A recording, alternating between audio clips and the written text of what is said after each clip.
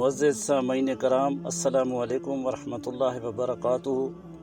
سیرت النبی صلی اللہ علیہ وسلم پہ ایک نہایت ہی اہم موضوع پیش خدمت ہے، جس میں اللہ کے رسول صلی اللہ علیہ وسلم کا سلسلہ نسب، ولادت باسعادت اور آپ صلی اللہ علیہ وسلم کی والدہ محترمہ کے جسم سے نور کا نکلنا، حضرت جبرائیل علیہ السلام کا آپ صلی اللہ علیہ وسلم کا سینہ چاک کر کے دل سے ایک لوتھڑا نکال کر پھر اسے جوڑ کر اسی جگہ پر لوٹا دینا جیسے واقعات شامل ہیں۔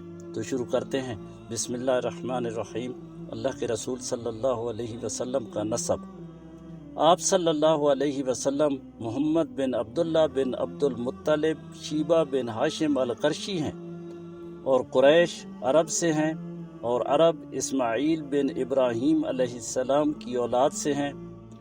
آپ صلی اللہ علیہ وسلم کی والدہ کا سلسلہ نسب آمنہ بنت وہب بن عبد المناف بن زرہ بن کلاب سے ملتا ہے، اور کلاب نبی کریم صلی اللہ علیہ وسلم کے والد اور والدہ کے نسب سے مل جاتا ہے۔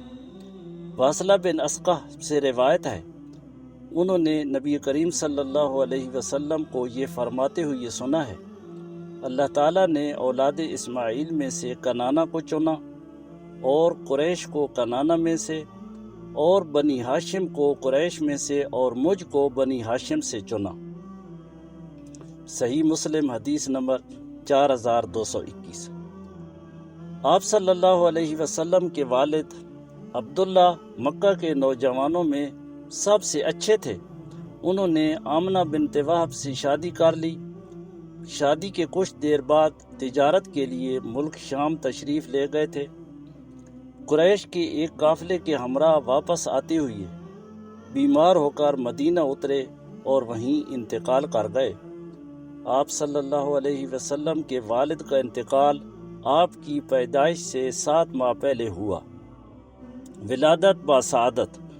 رسول اللہ صلی اللہ علیہ وسلم مکہ شاہ بن ہاشم میں 9 ربیع الاول عام الفیل الموافق 571 عیسوی بروز سوموار صبح کے وقت پیدا ہوئی۔ آپ کی والدہ محترمہ کا بیان ہے کہ جب آپ کی ولادت ہوئی تو میرے جسم سے ایک نور نکلا، جس سے ملک شام کے محل روشن ہو گئے۔ ابو امامہ باہلی رضی اللہ تعالی عنہ سے مروی ہے کہ نبی کریم صلی اللہ علیہ وسلم نے فرمایا، میری والدہ نے دیکھا کہ گویا ان سے ایک نور نکلا، جس سے شام کے محل روشن ہو گئے۔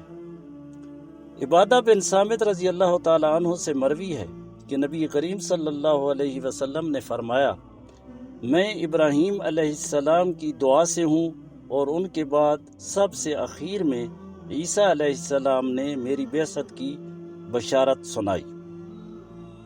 قصہ فیل۔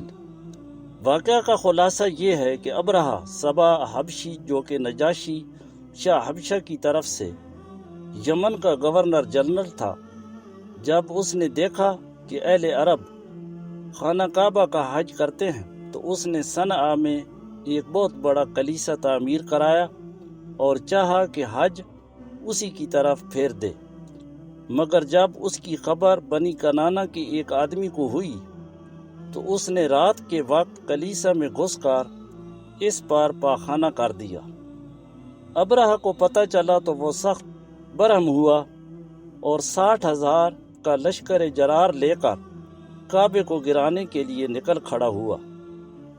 اس نے اپنے لیے ایک زبردست ہاتھی بھی منتخب کیا۔ لشکر میں کل 9 یا 13 ہاتھی تھے۔ ابرہہ یمن سے یلغار کرتا ہوا مخمس پہنچا اور وہاں سے اپنے لشکر کو تربیت دے کر ہاتھی تیار کر کے مکہ کی طرف چل پڑا۔ جب مزدلفہ اور منا کے درمیان وادی محصر میں پہنچا تو ہاتھی بیٹھ گیا اور کعبے کی طرف بڑھنے کے لیے کسی طرح نہ اٹھا۔ اس کا رخ شمال، جنوب یا مشرق کی طرف کیا جاتا تو اٹھ کر دوڑنے لگتا، لیکن کعبے کی طرف رخ کیا جاتا تو بیٹھ جاتا۔ اس دوران اللہ نے چڑیوں کا ایک جھرمٹ بھیج دیا جس نے لشکر پر کنکر گرائے اور اللہ نے اسی سے انہیں کھائے ہوئے بھوسے کی طرح بنا دیا۔ یہ چڑیاں ابابیل اور قمری جیسی تھیں۔ ہر چڑیا کے پاس 3 کنکریاں تھیں، ایک چونچ میں 2 پنجوں میں۔ کنکریاں چنے جیسی تھیں، مگر جس کو لگ جاتی تھیں اس کے اعضاء کٹنا شروع ہو جاتے تھے اور وہ مر جاتا تھا۔ یہ کنکریاں ہر آدمی کو نہیں لگی تھیں، لیکن لشکر میں ایسی بھگدڑ مچی کہ ہر شخص دوسرے کو رونتا کچلتا گرتا گراتا بھاگ رہا تھا۔ پھر بھاگنے والے ہر راہ پر گر رہے تھے اور ہر چشمے پر مر رہے تھے۔ یہ واقعہ نبی کریم صلی اللہ علیہ وسلم کی پیدائش سے صرف 50 یا 55 دن پہلے ماہ محرم میں پیش آیا، جیسا کہ اکثر مورخین کا خیال ہے۔ بنی سعد میں ردات۔ عرب کے شہری باشندوں کا دستور تھا کہ وہ اپنے بچوں کو شہری امراض سے دور رکھنے کے لیے دودھ پلانے والی بدو عورتوں کے حوالے کر دیا کرتے تھے، تاکہ ان کی جسم طاقتور اور اعصاب مضبوط ہوں اور اپنے گہوارہ ہی سے خالص اور ٹھوس عربی زبان سیکھ لیں۔ ردات اور واقعہ شک کے صدر۔ شہر میں رہنے والے عرب کی یہاں یہ عادت تھی کہ اپنے بچوں کو دودھ پلانے کے لیے دیہات میں دایا کا انتظام کرتے تھے، تاکہ ان کے بچے شہر کی بیماریوں سے دور رہ کر مضبوط جسم اور قوی اعصاب کے مالک بن سکیں اور گود ہی میں ان کی زبان فصیح عربی بولنے کے لیے صاف ستھری ہو سکے۔ ولادت کے بعد آپ صلی اللہ علیہ وسلم کو آپ کی والدہ نے کچھ دنوں تک دودھ پلایا، پھر دودھ پلانے کی غرض سے حلیمہ سعدیہ کے سپرد کر دیا۔ ردات کے دوران حضرت حلیمہ سعدیہ نے نبی کریم صلی اللہ علیہ وسلم کی برکت کے ایسے مناظر دیکھے کہ سراپا حیرت زدہ گئیں۔ جب وہ بکریاں چرانے جاتیں تو ان کی بکریاں آسودہ حال اور دودھ سے بھرپور واپس لوٹتیں۔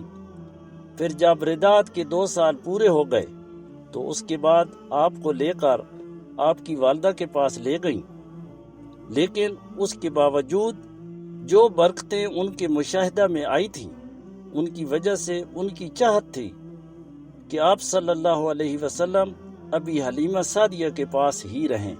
چنانچہ حلیمہ سعدیہ نے آپ صلی اللہ علیہ وسلم کی والدہ سے کہا کہ ہمیں اس بچے پر مکہ کی بیماریوں کا خدشہ ہے۔